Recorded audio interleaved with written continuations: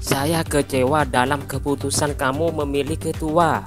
Ini imbuhan dari bapak yang punya truk belo ya, dimana beliau itu dulu pernah menyobek poster Fausana di samping Mas Iyun, dan sekarang dia mau menutupi tulisan atau stiker Sobat Ngarit yang dimana ada gambarnya Mas Iyun, dan beliau juga membuka kaos yang dipakai yaitu kaos Sobat Ngarit karena kecewa.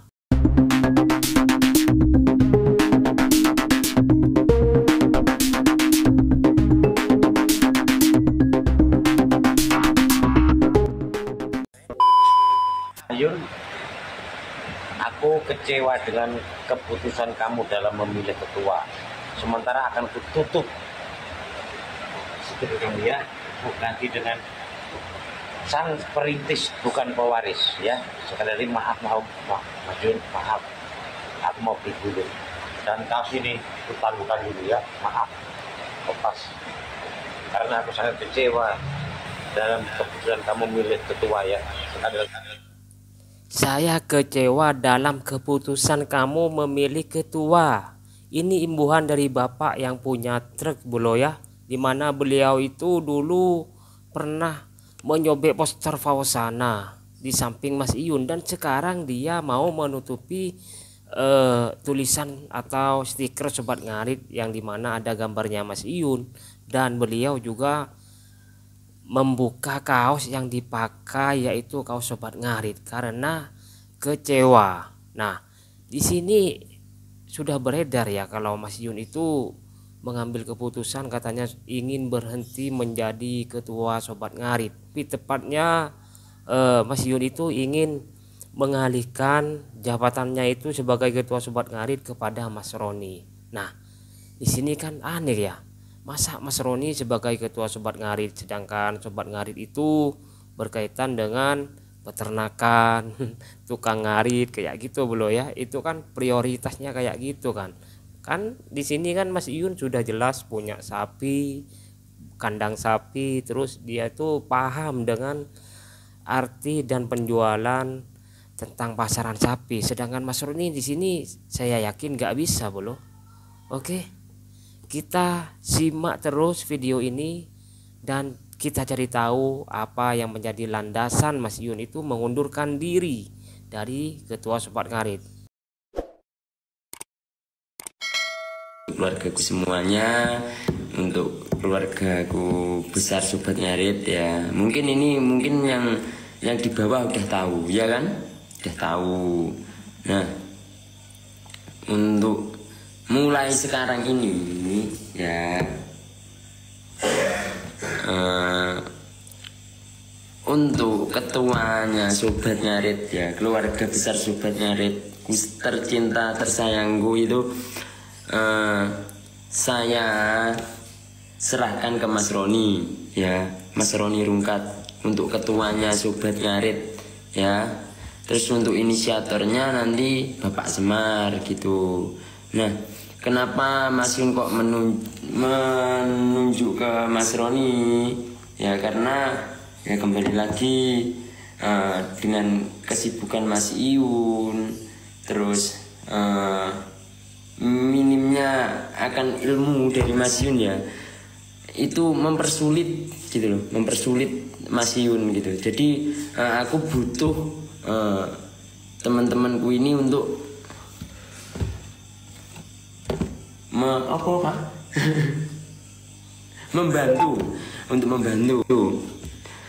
membantu aku gitu loh. Nah, jadi untuk sekarang ini untuk inisiatornya nanti Bapak Semar, terus untuk ketuanya itu Mas Roni, dan nanti ya apapun keputusannya itu ke Mas Roni ya, pure nanti mau acara kopdar atau apalah gitu, itu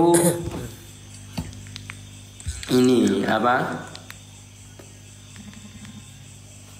semua itu kembali ke Mas Roni pokoknya itu ya, keputusan apapun itulah ya gitu. Contoh zaman mau ngadain kopdar, nah nanti izinnya ke Mas Roni gimana baiknya, kan sama aja Mas Yun pun kalau ada teman-teman dari keluarga Sobat Ngarit yang tanya ke Mas Yun, kembali lagi aku ya harus bertanya ke Mas Roni, ke Papi, ya sama aja. Tapi untuk sekarang ini kan Mas Yun itu kan harus fokus ke keluarga, ke pekerjaan Mas Yun gitu ya. Aku minta maaf ke Mas Roni, sekali lagi aku membebani sampean. Oke bro ya, di sini Kang Ali sudah mendapatkan jawabannya. Atas dasar apa Mas Iyun mengatakan ia mengundurkan diri? Kita santai dulu sejenak dulu dan kita simak apa yang saya akan katakan ini bro ya.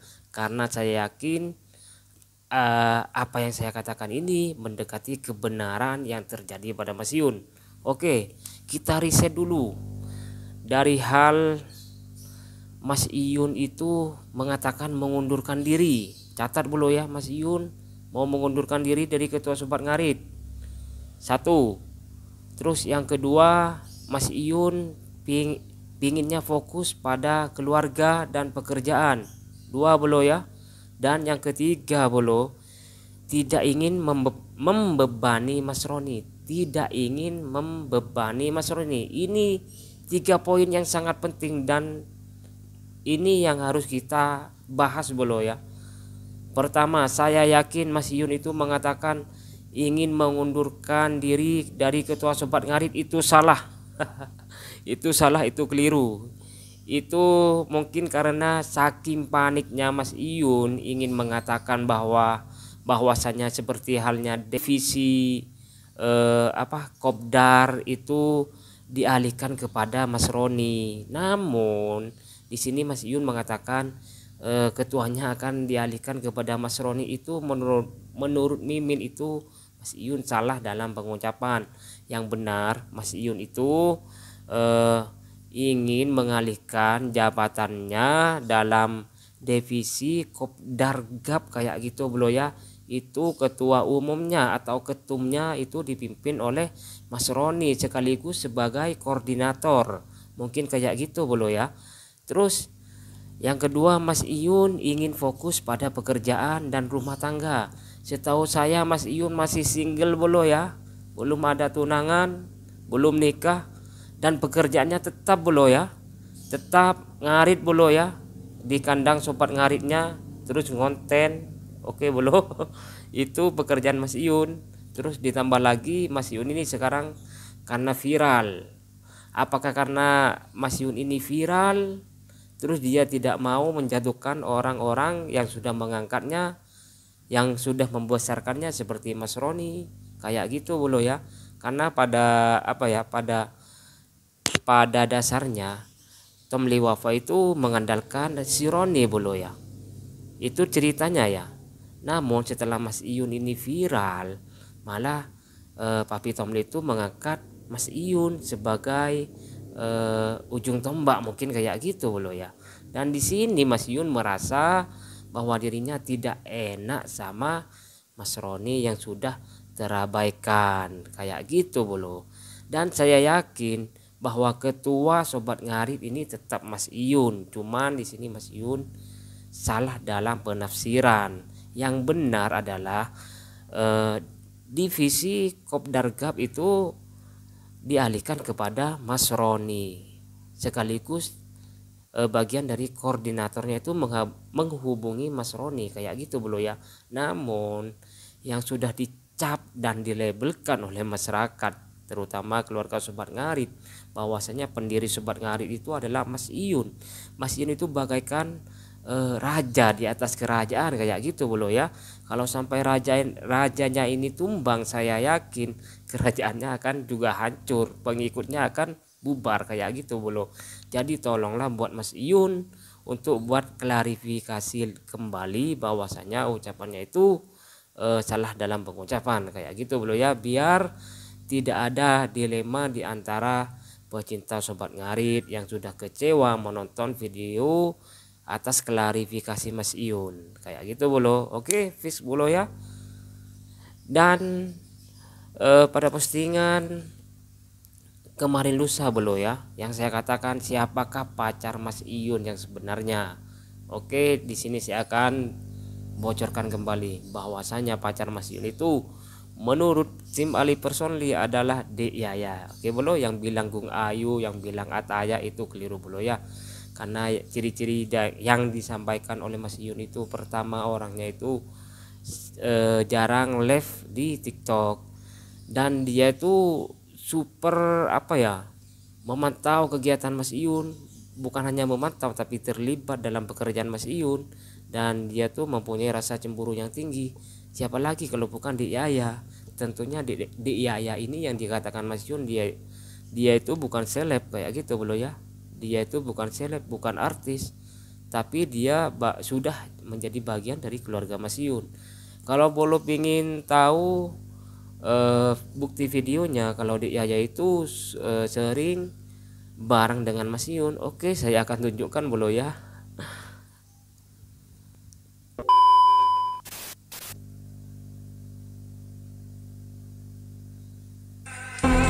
Oke bolo, nah ini bolo ya.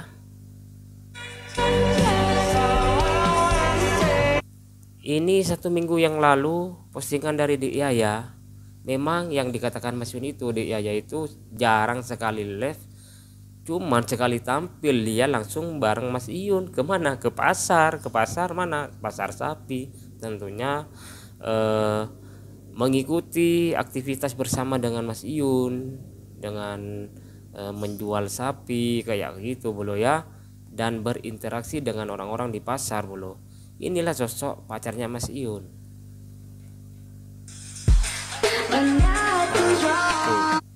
Saya yakin Sri Kandi yang lain tidak bakalan menyamai pekerjaan yang dilakukan oleh Dek Yaya.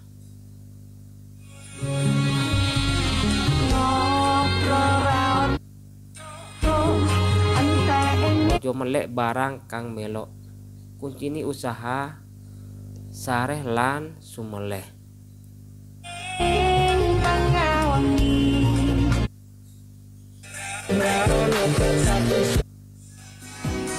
Oke bolo, inilah bukti-bukti bahwa Dek Yaya bukanlah sekedar Sri Kandi sobat ngarit yang lain bolo ya. Meskipun banyak wanita cantik yang sering berinteraksi dengan Mas Iyun, sering live bareng bercandaan, namun di hati Mas Iyun tidak akan menggantikan seorang wanita yang benar-benar tulus dan ingin hidup susah senang bersama Mas Iyun, yaitu Dek Yaya. Oke bolo.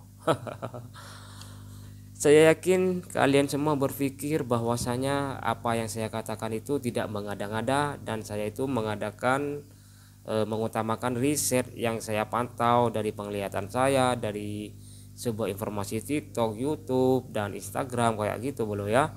Karena yang saya tahu bahwasanya ketika seorang artis itu dikatakan siapa pacarnya, dia akan sebaik mungkin menjaga dan merahasiakan namanya bolo. Sama halnya dengan Mas Iyun, ketika dikatakan siapakah pacarnya, maka dia akan menutup rapat, karena hubungan yang dianggapnya sebagai hubungan yang serius nantinya dan bakalan menjadi hubungan yang sakral, itu bakalan dijaga benar-benar dan dirahasiakan sebelum janur kuning melengkung bolo. Oke bolo yang hadir pada kesempatan kali ini bolo ya, saya ucapkan banyak terima kasih telah santai bersama channel Ali Personli bolo. Dan yang baru bergabung jangan lupa tekan tombol like-nya bolo, subscribe dan bagikan postingan ini ke teman-teman Anda, biar teman-teman Anda bisa mengetahui tentang berita viral yang belum mereka ketahui. Oke, salam dari saya, salam sobat ngarit semuanya.